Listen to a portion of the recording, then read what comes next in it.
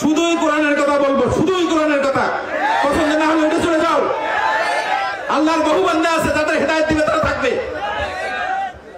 যারা নিকৃষ্ট মানে কাফের, তারা চলে যাবে এখান থেকে।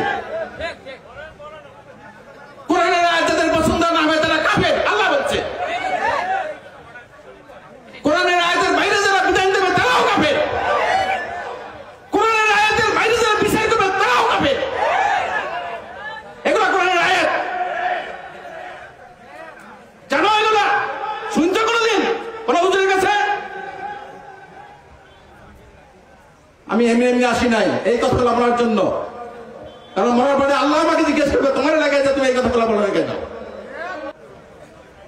আমি কি কোনো খারাপ কথা বলছি? আমার নিজের কথা বলছি? কোন আউল ফাউল কথা বলছি?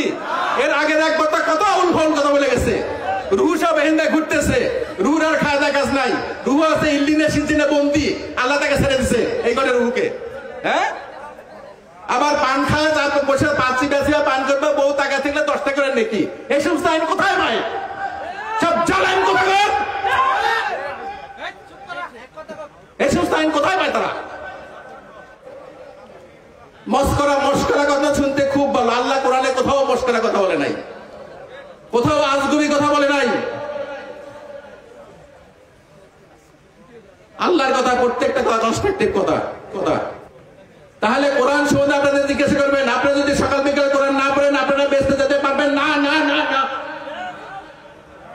আমি চ্যালেঞ্জ করবো। আল্লাহর কথা, এটা আল্লাহ বলছে। কোরআন সম্বন্ধে জিজ্ঞাসা করা হবে। চাই না এই কথা কোনোদিন শুনছেন নাকি? আর একটা কথা বলবো আমি, সেটা হচ্ছে আল্লাহর সমকক্ষ কাউকে করা যাবে না। কেন করা যাবে না শোনেন। আমি